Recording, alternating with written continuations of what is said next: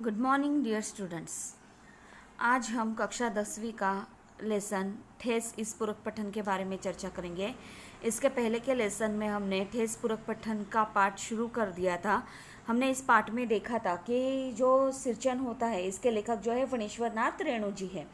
हमने देखा था कि सिरचन को जो खेतीबाड़ी का अगर काम करना हो तो गांव में से कोई भी किसान उसकी गिनती सिरचन की गिनती मजदूरों में नहीं किया करता था। क्यों? उसका रीज़न भी बताया है कि बाकी मजदूर दूसरे मजदूर जो है वो 1/3 काम कर चुके होंगे, तब कहीं सिरचन के हाथ खुरपी लेकर वो आता हुआ दिखाई देगा। और अगर मुफ्त में मजदूरी देनी हो तो बात अलग है। यह जानकारी हमें सिरचन के बारे में प्राप्त हुई। सिरचन को चाहे आज मुफ्त को या काम चटोर कह ले लोग, लेकिन इसके पहले उसकी मड़ैया के सामने यानी उसके झोपड़ी के सामने जो है वो बाबू लोगों की सवरियाँ रहती थी। सिरचन की कारागिरी जो थी वो बहुत ही अच्छी थी और पूरे गांव में सिर्फ सिरचन ही यह काम करता था। और जब भी लेखक को उसकी माँ सिरचन को बुलाने के लिए कहती थी तो लेखक पूछता था कि वो क्या क्या लगेंगे, क्योंकि सिरचन जो है वो अपने काम की मजदूरी नहीं लेता था, उसके कोई पैसे नहीं लेता था, तो सिर्फ वहाँ पेट भर करके खाना सिर्फ चाहिए रहता था। और निकलते समय उसे पुराने कपड़े भी दे दो तो वो कुछ भी नहीं बोलता था, वो खुशी से वो लेकर चला जाता था। लेकिन खाने में हमने सिरचन के बारे में यह भी देखा कि खाने में अगर थोड़ा भी ऊपर नीचे हुआ तो क्या हो जाता था, सीधा असर काम के ऊपर हो जाता था। उसे उसके काम में कुछ बोला हुआ भी उसे पसंद नहीं था। अगर ऐसा कह दिया जाए तो वो कहता था मैं कि कहीं और दिन आकर काम करवा दूंगा, कहीं और दिन यानी कभी भी नहीं। ऐसी जानकारी हमें सिरचन के बारे में मिली है। माँ कहती है कि सिरचन को बुला कर लेके आओ। सिरचन को बुला कर लाने पर वो कहती है कि मैंने जो है कि नैनू मत रही तुम्हारी याद आई थी, यानी दही निकाला था, मैंने तुम्हारी याद आई। और जो तुम्हें घी की खकोरन के साथ चूड़ा भी बहुत पसंद है, वो ऐसा कहती है। और ये भी बताती है कि बड़ी बेटी ने ससुराल से संवाद भेजा है, उसकी ननद रूठी हुई है मोती के शीतल पार्टी के लिए। सिरचन जो है वो जो है वो हमेशा जब भी लेखक की माँ बुलाती है तब आता है। सिरचन के जो है वो जाति का कारागिर है, ऐसे भी हमें इस पहले वीडियो में हमने देखा था।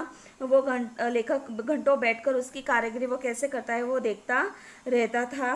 वो बहुत ही सिरचन जो है बहुत ही तन्मयता से काम किया करता था। सिरचन जो है सिरचन को लोग चटोर भी कहते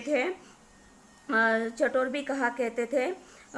अगर खाने पीने में चिकनाई की कमी हुई तो काम की सारी चिकनाई खत्म हो जाती थी, काम अधूरा रखकर वो उठ जाता था। हमने ऐसे देखा मोती घास और पटेर की रंगीन शीतल पाटी, उसके बाद झिलमिलाते चीक वगैरह जो भी है वो सब जो है सिरचन के सिवा गांव में और कोई नहीं बनवाता था। ये भी हमने लास्ट वीडियो में देखा है।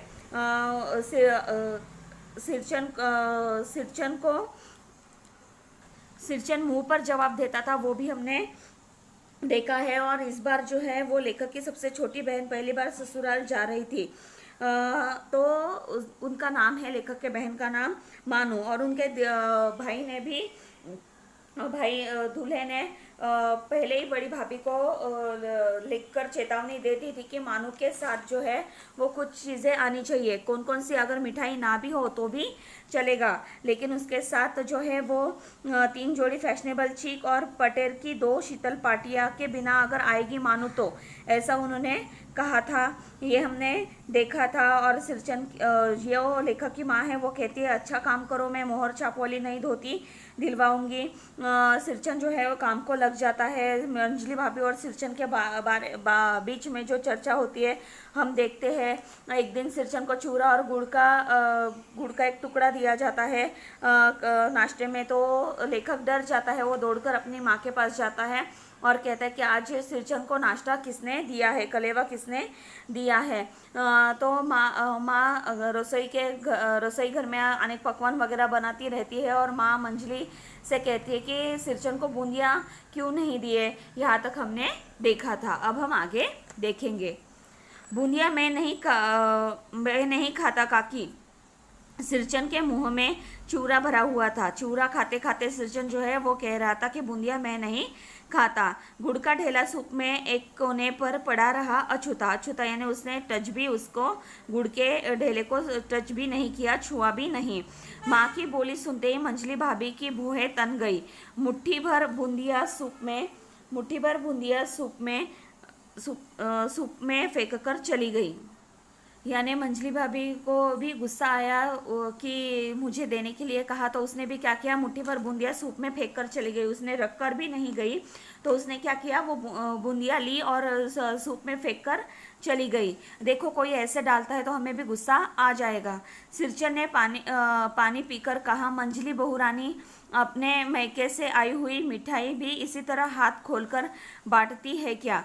तो सिरचन ने पानी पीकर उसने कहा कि मंजली बहुरानी यानी आप मैके से यानी आपका जो मैका है उससे आई हुई जो मिठाई, आपके मैके से जो भी मिठाई आती है वो इसी तरह हाथ खोलकर बांटती है क्या? क्योंकि सिरचन को भी गुस्सा आया था, इस तरह वो सूप में जो बूंदिया है वो फेंक कर चली गई थी। इसलिए हमने देखा सिरचन का स्वभाव पहले से ही कैसे था, मुंह फटा था। यानी वो क्या करता था, काम भी ठीक से करेगा लेकिन किसी की एक नहीं सुनकर लेगा।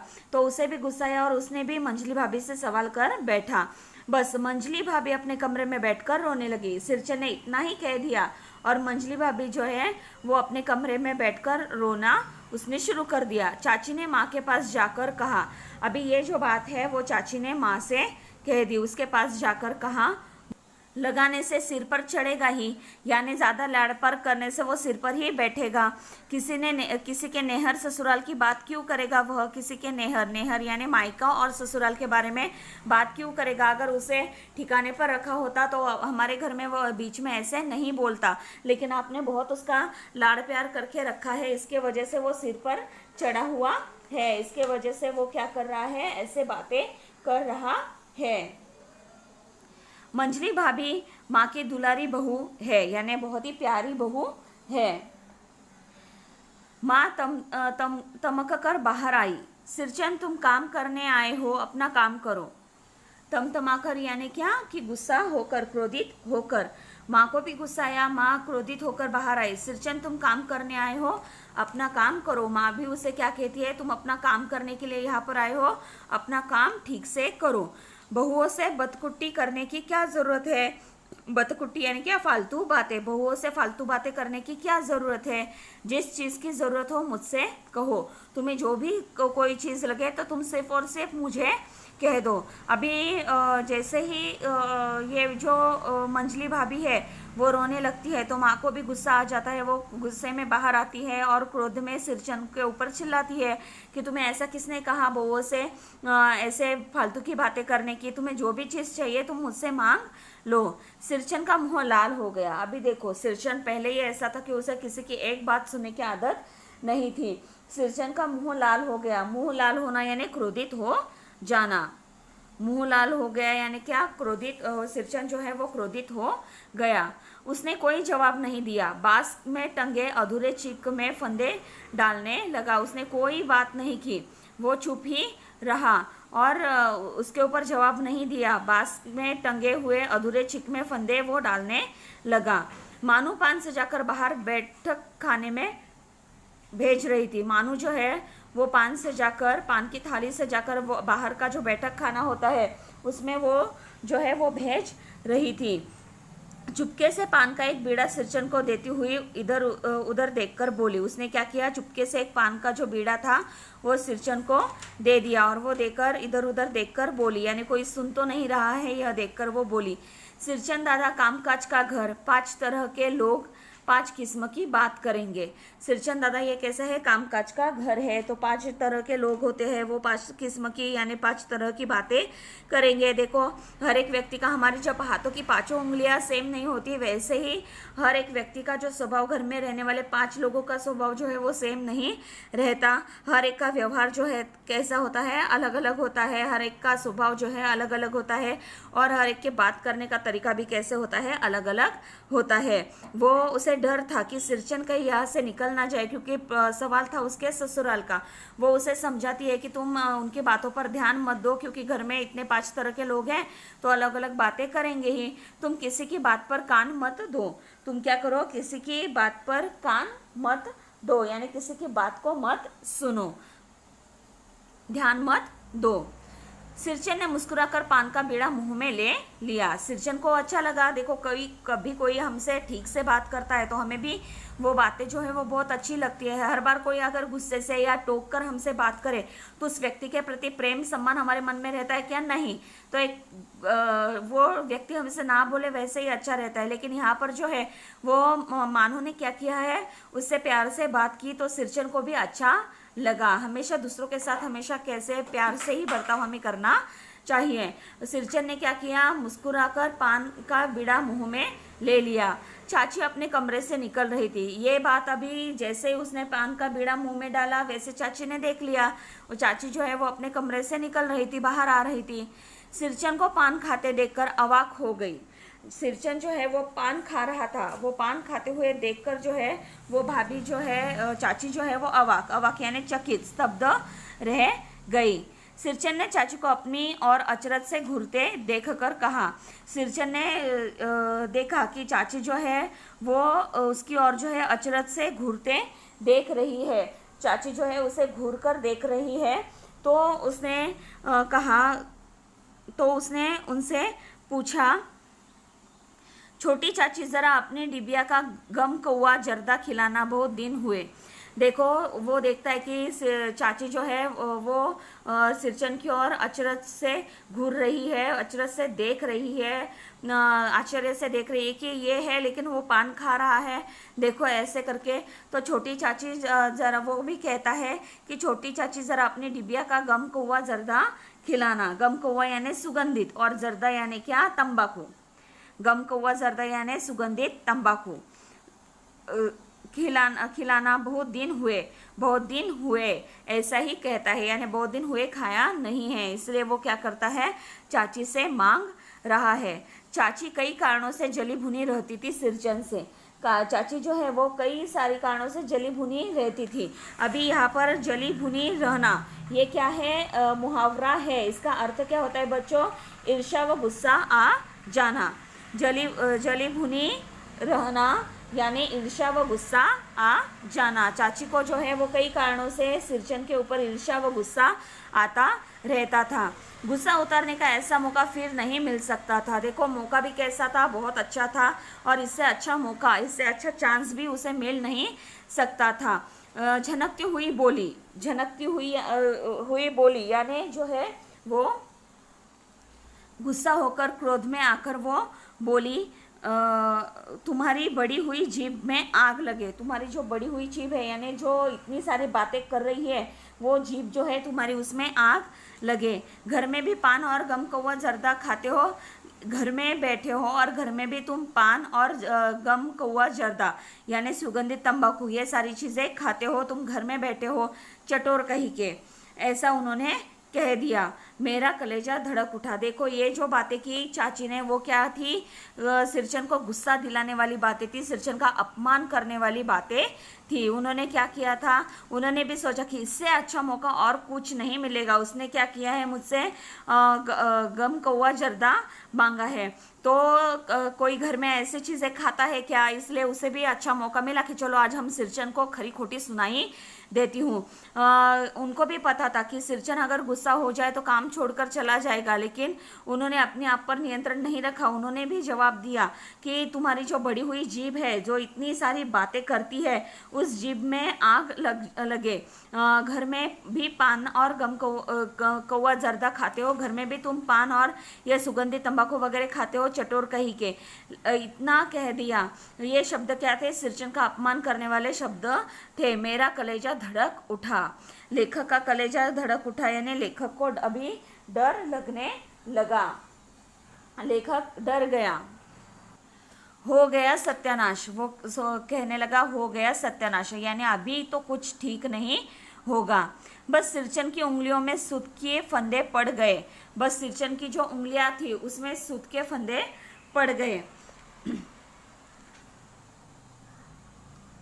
मानो कुछ देर तक वह चुपचाप बैठा पान को मुंह में घुलाता रहा, फिर अचानक उठकर पिछवाड़े पीक थूक कर आया। मानो कुछ देर के लिए कुछ देर तक वह चुपचाप बैठा, यानी शांति से बैठकर पान को मुंह में घुलाता रहा, यानी पान को मुंह में घुलाता यानी इधर से उधर पान को मुंह में करता रहा।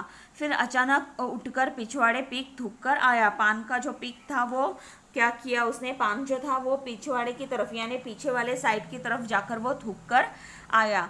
अपनी छुरी, हंसिया वगैरह समेट संभाल कर झोले में रखे। उसने अपनी जो छुरी है, हंसिया वगैरह जो है, अपना जो सामान है जिससे चीक वगैरह बनवाया जाता है, जिसमें कारीगरी करने में उसे मदद होती है, ऐसा जो साहित्य है उसने क्या किया, समेटा संभाल कर झोले में उसने रख दिया।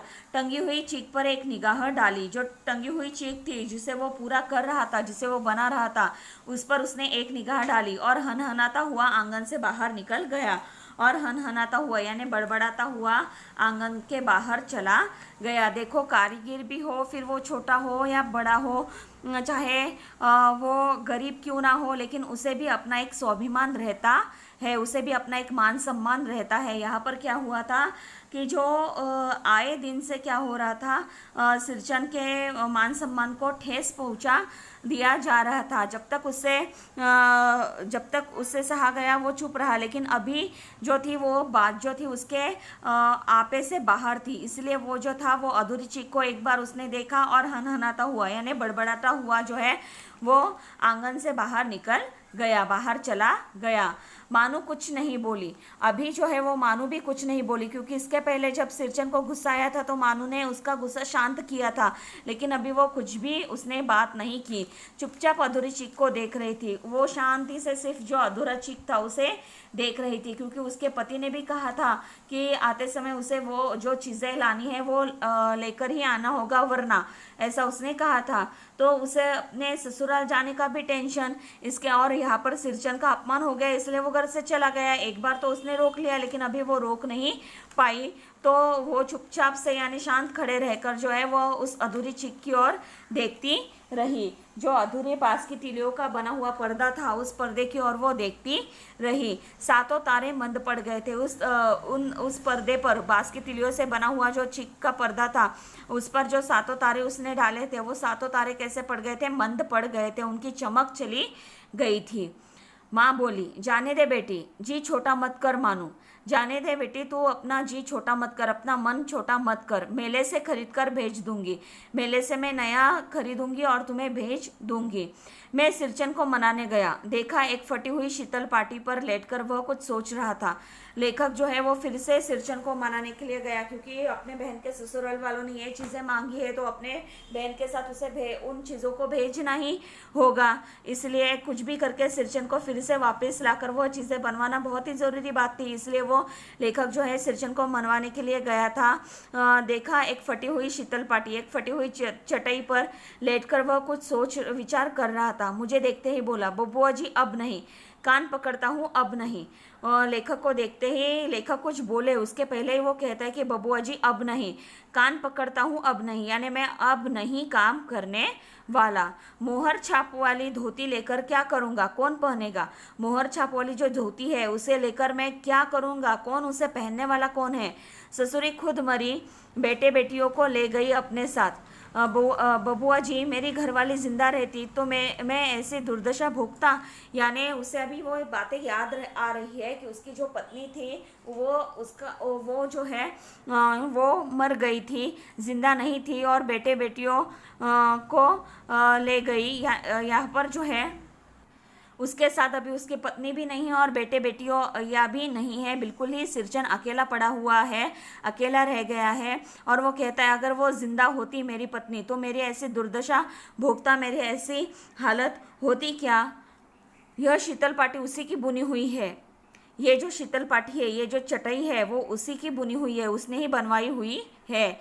इस शीतल पाटी को छूकर कहता हूँ। वो क्या करता है सिरचन, उस शीतल पाटी को छूता है और उसे छूकर कहता हूँ, अब यह काम नहीं करूँगा, ये जो काम मैं कारीगरी करता हूँ ये काम मैं नहीं करूँगा। गांव भर में तुम्हारी हवेली में मेरी कदर होती थी, अब क्या? पूरे गांव भर में तुम्हारी हवेली में मेरी कदर यानी क्या? इज्जत होती थी। अब क्या? अब क्या होगा? अब तो कोई मेरी इज्जत नहीं करेगा। मैं चुपचाप वापस लौट आया। लेखक जो है वो कुछ भी कह नहीं पाया, समझ गया कलाकार के दिल में ठेस लगी है, वह नहीं आ सकता। वो समझ गया कि जो कलाकार है उस कलाकार के दिल में ठेस लगी हुई है, अब ठेस लगी हुई है, वह नहीं आ सकता। वो फिर से जो है वो काम करने के लिए वहाँ पर नहीं आ सकता। उसके दिल में दर्द हो रहा है, उसे तकलीफ हो रही है, इसलिए वो फिर से नहीं आएगा काम करने के लिए, यह वो समझ गए। देखो, इससे हमें यह समझ में आता है कि हर कलाकार क्यों ना हो, हमें उनका मान सम्मान करना चाहिए, क्योंकि वो भी कारीगरी करके अपना काम करवा कर खुद का पेट पालते हैं। अगर उनका अपमान होता है तो उन्हें भी बुरा लगता है। जैसे हमारा अपमान कोई कर दे तो हमें बुरा लगता है, वैसे उनको भी मन होता है, उनका भी मान सम्मान होता है। इसलिए हर कलाकार की कला की कदर हमें करनी चाहिए। बड़ी भाभी अधूरी चिक में रंगीन छीट का झालर लगाने लगी। यह भी बेजा नहीं दिखलाई पड़ता, क्यों मानूं? बड़ी भाभी जो है वो जो अधूरी चिक था, जो अधूरा पर्दा था, उसमें रंगीन छीट का झालर यानी लहरदार किनारी जो है वो लगाने लगी और कह रही, यह भी बेजा नहीं दिखलाई पड़ता मानू, है ना? ये भी इनकम्प्लीट नहीं लग रहा। मानू कुछ नहीं बोली बेचारी, किंतु मैं चुप नहीं रह सका। मानू कुछ भी नहीं बोल सकी बेचारी। अभी लेखक को अपने बहन पर तरस आ रहा है, क्योंकि उसके साथ अन्याय हुआ है, फिर भी वो चुप बैठी हुई है और जानबूझकर घर में ऐसी बातें करवाई गई है, किंतु लेखक चुप नहीं रह सका। चाची और मंजली भाभी की नज़र न लग जाए इसमें भी, वो कहता है चाची और मंजली भाभी जो है इन दोनों की नज़र इसमें भी लग न जाए तो ठीक है, जो अधूरा चिक है उस पर भी उनकी नज़र ना लग जाए तो अच्छा होगा। मानू को ससुराल पहुंचाने में ही जा रहा था। स्टेशन पर सामान मिलाते समय देखा, मानू बड़े जतन से अधूरा चिक को मोड़कर लिए जा रही है अपने साथ।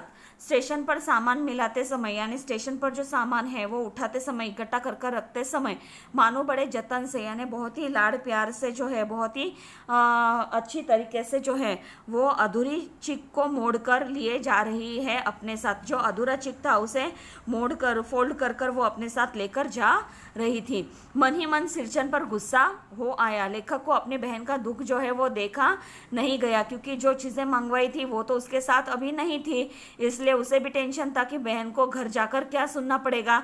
भले ही माँ ने तो कहा है कि बाद में मेले से लेकर खरीद कर भिजवा दूंगी, लेकिन जाने के बाद क्या होगा, इसलिए अपनी बहन को दुखी देखकर लेखक को भी सिरचन पर गुस्सा हो आया। चाची के सुर में सुर मिलाकर कोसने को जी हुआ।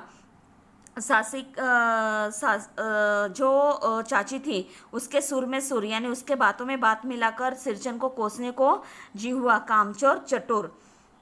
गाड़ी आई। सामान चढ़ाकर मैं दरवाज़ा बंद कर रहा था कि प्लेटफॉर्म पर दौड़ते हुए सिरचन पर नज़र पड़ी। गाड़ी आई और सामान चढ़ाकर लेखक ने जैसे ही दरवाज़ा बंद कर रहा था प्लेटफॉर्म पर उसने देखा कि सिरचन जो है वो दौड़ता हुआ नज़र आ रहा है। बबुआ जी, उसने दरवाजे के पास आकर पुकारा। बबुआ जी, उसने आवाज़ दी लेखक को। क्या है? मैंने खिड़की से गर्दन निकालकर झिड़की के स्वर में कहा। लेखक ने क्या किया, खिड़की से गर्दन निकाली और गर्दन निकालकर जो है वो झिड़की के स्वर में यानी चिल्लाने के स्वर में कहा, क्या है करके। क्योंकि लेखक को भी गुस्सा आया था कि उसने काम पूरा कर कर नहीं दिया। सिरचन ने पीठ पर लदे हुए बोझे को उतारकर मेरी और देखा। सिरचन ने क्या किया कि पीठ पर उसके जो बोझा लदकर वो लाया था, डालकर लाया था, उस बोझ को उतारकर मेरी ओर देखा। उस बोझ को उसने उतारा और देखा। दौड़ता आया हूँ, दरवाज़ा खोलिए। उसने क्या कहा? दौड़ता आया हूँ यानी भागता हुआ मैं यहाँ पर आया हूँ, दौड़ दौड़ कर भाग भाग कर मैं यहाँ तक आया हूँ, दरवाज़ा खोलिए। मानो दीदी कहाँ है? एक बार देखूँ। मानो दीदी कहाँ पर है? एक बार मैं उन्हें देखना चाहता हूँ। मैंने दरवाज़ा खोल दिया। लेखक ने, अगर सिरचन ने इतना कहा है तो लेखक ने भी दरवाज़ा खोल दिया। सिरचन दादा, मानो इतनी ही बोल सकी। मानो सिर्फ इतना ही बोल सके, सिरचन दादा। खिड़की के पास खड़े होकर सिरचन ने हकलाते हुए कहा। खिड़की के पास वो खड़ा हो गया और हकलाते हुए यानी कोई बात ठीक से न कर पाना, बीच में रुक जाना, ऐसे करते हुए कहा, यह मेरी ओर से है, सब चीज़ें हैं दीदी। देखो वो गरीब था, कारीगर था, गरीब था, फिर भी उसमें इंसानियत नाम की चीज़ थी। उसने कहा यह मेरी ओर से, ये जो सारी चीज़ें हैं वो मेरी ओर से है, सब चीज़ें हैं दीदी। शीतल पाटी, चीक और एक जोड़ी आसनी कुश की। गाड़ी चल पड़ी। देखो जो भी चीज़ें मंगवाई थी वो चीज़ें उसने बनवा कर लेकर आया था। चीज़ें बनवाने के लिए देखो उसे भी पैसे लगे होंगे, लेकिन उसने कोई बात नहीं सोची, सिर्फ उसने अपना धर्म निभाया, अपना जो कारीगरी धर्म था वो निभाया। और वो कहता है कि ये मेरी ओर से है, ये मेरी तरफ से है तुम्हारे लिए, और इसमें सारी चीज़ें हैं। शीतल पाटी है, शीतल पाटी यानी चटई है, चीक है यानी पर्दे है, और एक जोड़ी आसनी कुश की है। गाड़ी चल पड़ी। वो इतना ही कह सका और गाड़ी निकलने लगी। मानो मोहर छाप वाली धोती का दाम निकाल कर देने लगी। अभी मानू ने भी क्या किया कि सिरचन ने इतना सारा बनवा कर लेकर आया है तो मोहर छाप वाली धोती का दाम वो निकाल कर देने लगी, पैसे निकाल कर देने लगी। सिरचन ने जीभ को दांत से काट कर दोनों हाथ जोड़ दिए। सिरचन ने क्या की, अपनी जीभ जो है दांत से काट कर यानी जीभ जो है दोनों दांतों के बीच में पकड़कर दोनों हाथ जोड़ लिए। मानो फुट फुट कर रो रही थी। मानो जो है वो जोर जोर से रो रही थी। देखो कारीगर था, लेकिन उसमें भी स्वाभिमान था। उसने सोचा था कि काम नहीं करूँगा, लेकिन अपना कर्तव्य पूरा करने के लिए और सामने वाले का स्वभाव अच्छा है उस व्यक्ति के लिए उसने क्या किया था, अपनी ओर से वो काम पूरा करवा कर दिया था। यह सारा देख कर कि यह कोई रिश्ते नाते का नहीं होकर भी उसने मानू को खुश रखने के लिए क्या किया था, वो सारा सामान बनवा कर लेकर आया था। इन सारे सोच विचारों से उसे रोना आ गया। मानू जो है वो फुट फुट कर रोने लगी यानी जोर जोर से रोने लगी। मैं बंडल को खोलकर देखने लगा। जो बंडल वो पीठ पर उठाकर लेकर आया था उसे खोलकर देखने लगा। ऐसी कारागिरी, ऐसी बारीकी, रंगीन सुतलियों के फंदों का ऐसा काम पहली बार देख रहा था। यानी जो काम किया था वो लाजवाब और बहुत अच्छा काम किया था। फणीश्वर नाथ रेणु की संपूर्ण कहानियों से ये जो है पूरक पठन लिया गया है। इस पाठ से हमें यह समझ में आता है कि जिसकी कारीगरी से सभी मुरीद है, लेकिन स्वार्थवश उसका अपमान करने से नहीं, घर वाले ऐसा या लोग जो है उसका स्वार्थवश अपमान करने से नहीं चूकते हैं, उसको कारागिरी को हमेशा अपमानित करते रहते हैं, उसके दिल पर ठेस पहुंचाकर उसे व्यथित करते हैं, फिर भी वह अपने स्वाभिमान को जीवित रखता है, अपना स्वाभिमान जो है वह बरकरार होता है। यहाँ पर जो है इस पाठ से हमें यह पता चलता है कि सिरचन जो है वो कारीगर था, लेकिन कारीगर के साथ साथ वो स्वाभिमानी होने का भी पता हमें यहाँ पर चलता है। और इससे और एक सीख मिलती है कि हमें जो भी कारीगर हो, छोटा हो या बड़ा हो, हर कारीगर के कारीगरी की हमें क्या करनी चाहिए, इज्जत करनी चाहिए, मान सम्मान करना चाहिए। हमारा जो ये पूरक पठन का पाठ है वो यहीं पर ख़त्म होता है। आपको क्या करना है, इस पाठ का जो स्वाध्याय है उस स्वाध्याय को आपको नोटबुक में लिखना है, ठीक है। अभिव्यक्ति तक, प्रश्न पहला से लेकर सूचना के अनुसार कृतियां कीजिए से लेकर अभिव्यक्ति तक, ये जो सारे सवाल है ये आपको क्या करने हैं, आपके नोटबुक में लिखने हैं। और उसके बाद पेज नंबर 48 पर जो है वो भाषा बिंदु दिया गया है। कोष्टक की सूचना के अनुसार निम्न वाक्यों का काल परिवर्तन कीजिए और नीचे दिए गए वाक्य का काल पहचान कर निर्देशानुसार काल परिवर्तन कीजिए। ये जो बातें हैं वो आपको क्या करनी है, टेक्स्ट बुक में सॉल्व करनी है, ठीक है। उम्मीद करती हूँ आपको ये पूरा पाठ समझ में आ गया होगा। दिया हुआ होमवर्क आप नोटबुक में कंप्लीट करो और जो भाषा बिंदु का पार्ट है वो आप टेक्स्ट बुक में पेंसिल से सॉल्व करो। तो हम यहीं पर रुकते हैं। धन्यवाद।